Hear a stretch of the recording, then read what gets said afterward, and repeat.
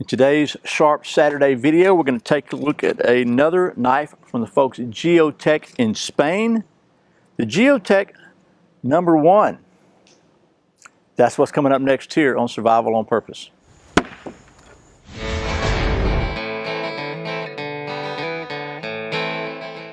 Welcome back to Survival on Purpose, your home for trustworthy information and gear reviews related to camping, survival, and general preparedness for regular folks. My name is Brian. Thanks for joining me. So the folks at Geotech over in España, or Spain, were kind enough to send me one of their Geotech #1. Maybe it's Jeo Tec. I don't know. We've had this discussion before. One of their #1 outdoor bushcraft style knives. And as you can see, it's a big old, pretty good sized blade. Very nice looking. Feels good in the hand. And it feels really sharp too. And that's something I want to talk about just for a minute.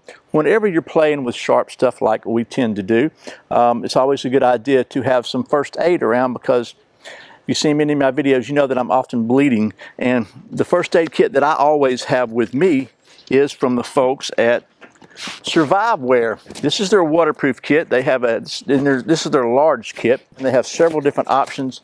I highly recommend the Surviveware first aid kit, because if you're playing with sharp stuff, you just might get cut. So anyway, speaking of playing with sharp stuff, what I thought we would do is get you down to the old stump top, get to doing some of that knife stuff. But first, we'll probably talk about the specs of this thing a little bit.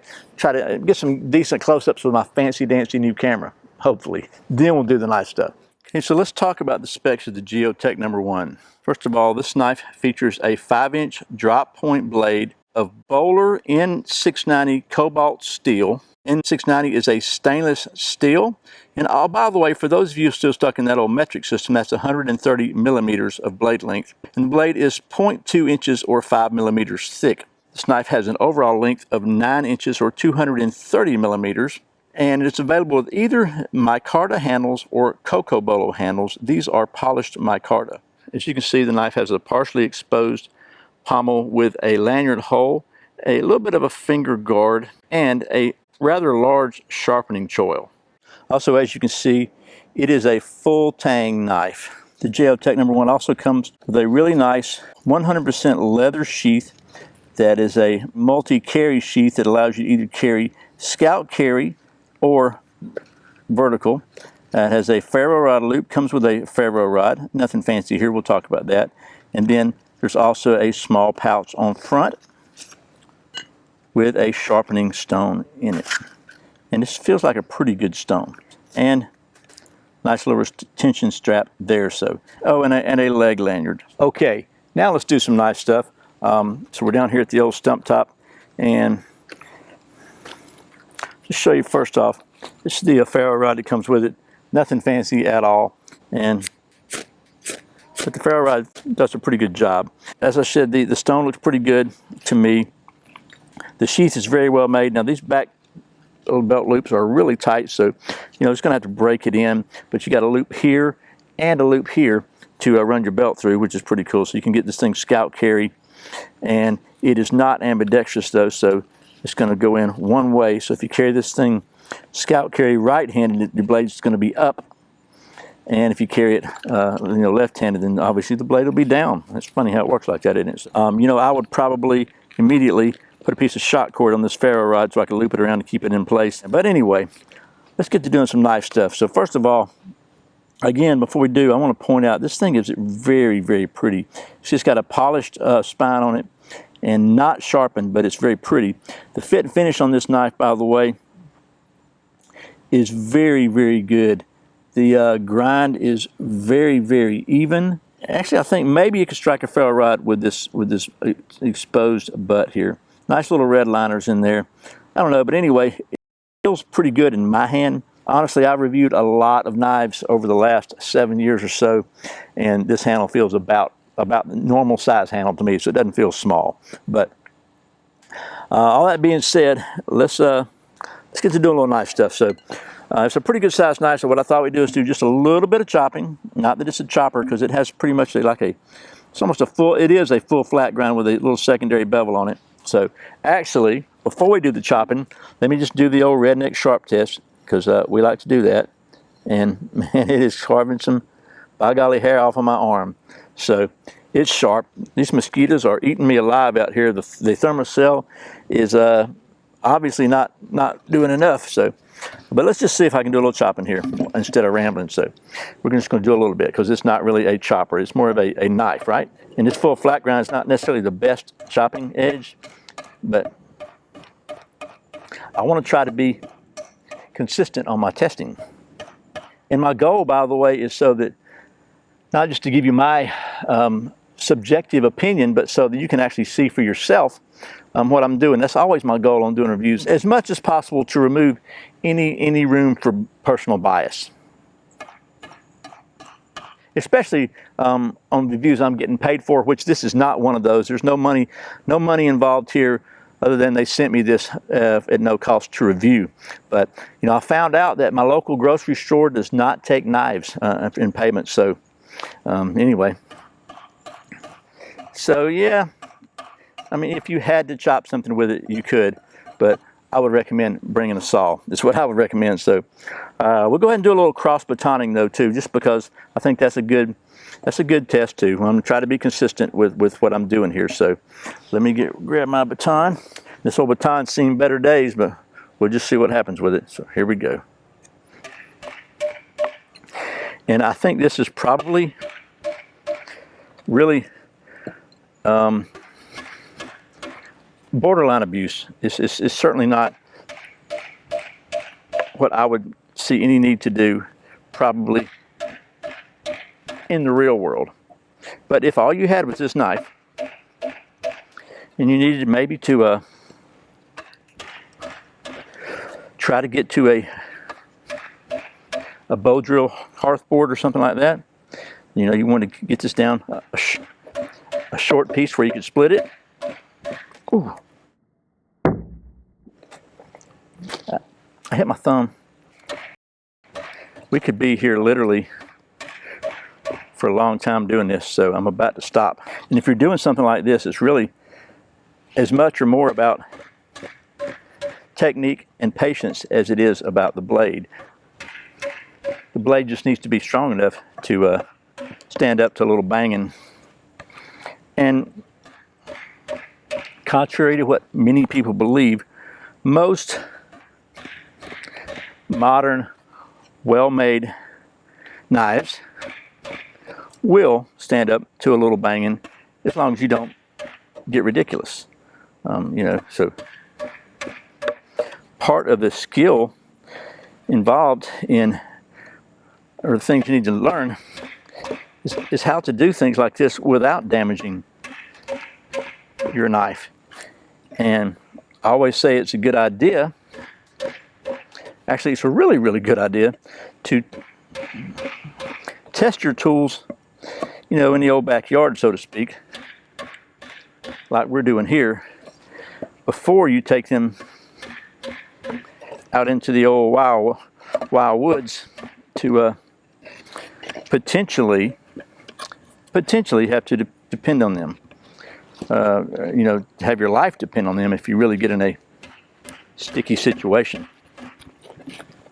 So I'm going to try to just go ahead and slowly, you know, chip my way through this wood here, just to show you what I think is a, you know, if you needed to cut this and this is all you had, I think you could do it reasonably without going crazy.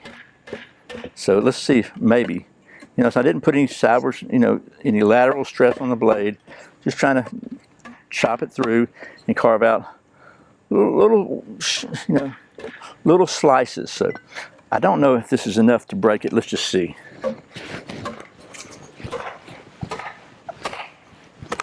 There we go.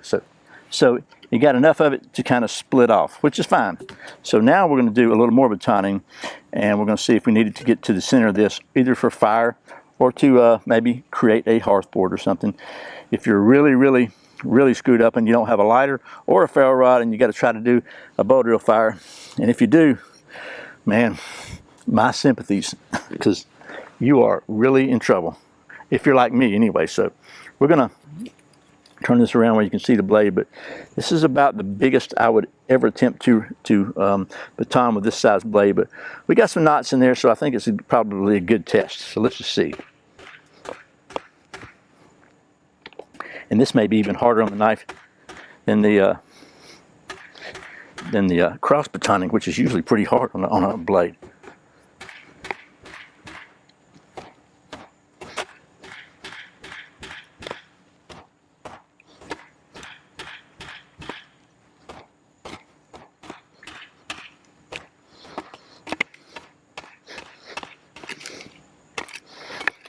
Okay, so you can see we went through a little knot down here, a couple other knots, so we're going to split this out one more time just for kicks to try to get us something to make some feathers out of, because you know I like to make some feathers.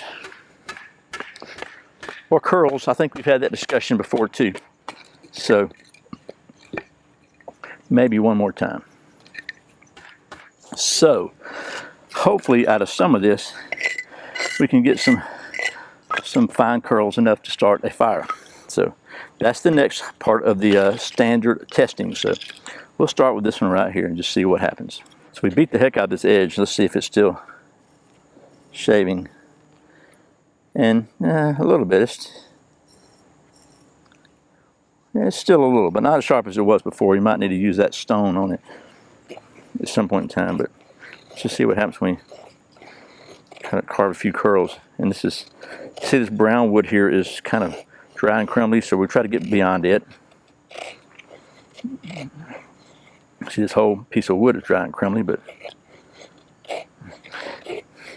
sometimes you got to dance with the one that brung you.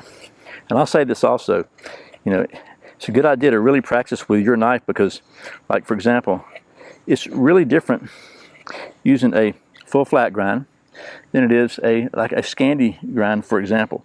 And so, you know, if you get used to one kind of edge, you might really need to practice and get used to a different edge, because it's not the same. The technique is just a little different. You got to run maybe mostly the angle that you hold it at, but it is a little different. So you do kind of, you know, you need to be really familiar to using your tools.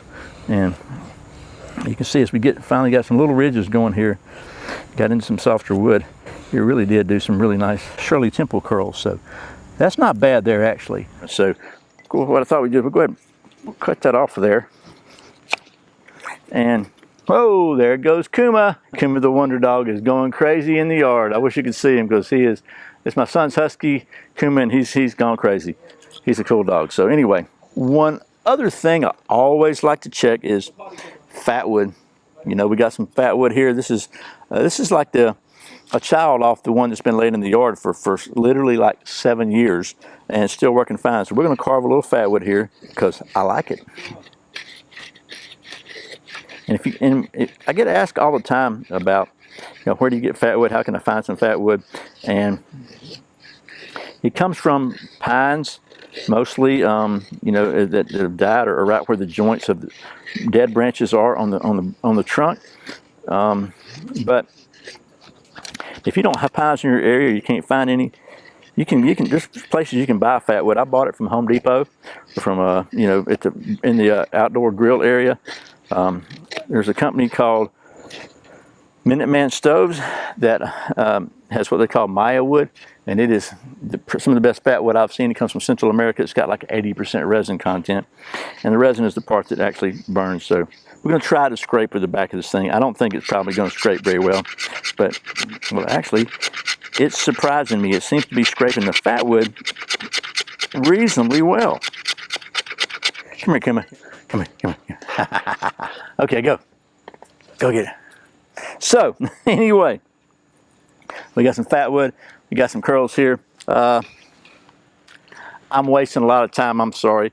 I've been trying to not rush. I've been told I rush around through these videos too much, so I'm trying to slow down and be a little calmer and gentler. So we're going to try, since it did sort of scrape the Fatwood, we're going to try to see if it'll scrape a ferro right here. I don't think it will, but we're going to try it. We'll try it on the Fatwood, because that's going to be the best shot we got to get a fire going. And wow, would you look at that? It did light up the Fatwood. And pretty good. So, well, it surprised me. So that's the real world testing, but you may know where we're going next, because you know we do like to get all scientific here at Survival on Purpose. So I have to say I'm pretty impressed with this knife. I did not think it was going to strike a ferro rod, and it actually surprised me. Did really well. So all in all, I'm gonna say this one is a very good performer for a basic all-around knife. It's not a chopper, but you know, if you needed to chop through something gingerly and softly and easily, you could. Gingerly and softly and easily. I don't know what that means, but if you needed to baton through something, you can. I beat it pretty good doing the splitting, and it did fine. It's just a very capable knife. It feels good in your hand.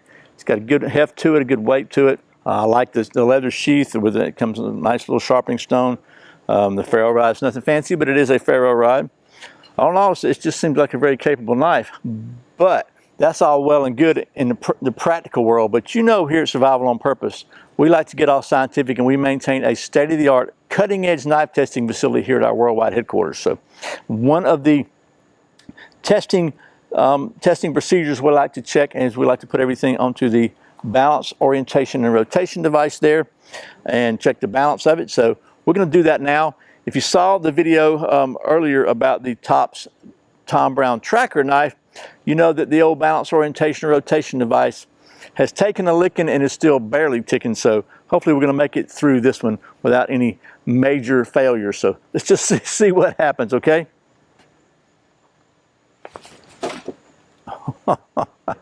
Well, it's balanced and it went well, but you can see the old balance, orientation, and rotation device is not looking good. Let's do it again.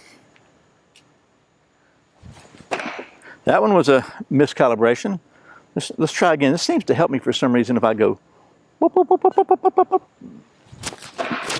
Maybe it doesn't help as good as I thought. Let's try again. Well, as usual, we're testing the resiliency of the knives, which is, maybe that's a good thing.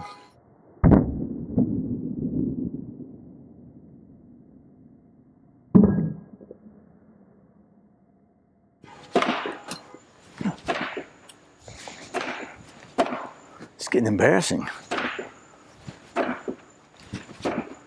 Okay, one more time. We're going to call this one balanced. Okay, well, as I said, we're going to call this one balanced, and that's the Geotech #1 outdoor / bushcraft knife. Hopefully this was a reasonably informative and at least marginally entertaining look at this knife. I got to say, as I said already, I do think this is a really capable, functional knife. Obviously, my calibration was off pretty good bit, and it took a pretty good ticking and kept on licking. So, pretty good licking and kept on ticking. That's what I meant to say. Oh, by the way, I forgot to tell you, this knife is about 130 bucks on Amazon. Now, you can go to their website and check it out if you want the more details, but they don't really sell off their website, and I got to be honest with you, it is an annoying website, okay? Like, there's some music that plays when it comes on, and you can't turn the music off. It just keeps on playing. So, guys, if you're listening to this, kill the music on the website. It is annoying. So anyway, that's the Geotech #1. Once again, thanks to the folks at Geotech, or Jeo Tec, or however you say it, for sending me this so I can show it to you. And as always, thanks for watching Survival on Purpose. If you want to help support the channel, I encourage you to go to patreon.com/survivalonpurpose. It's just getting really hard to answer all the comments on YouTube, so that's a little narrower audience, and I can communicate and answer your questions a little easier. We're going to do a live video once a month, so you can communicate with me right there in real time. And if you support the channel at the $5 level or higher, every month we're going to do a giveaway and give away something cool to some lucky winners. So anyway, that's patreon.com/survivalonpurpose. I really appreciate the support. Once again, my name's Brian. You're watching Survival on Purpose. Remember, survival's not an accident, so be prepared. I'll see you next time.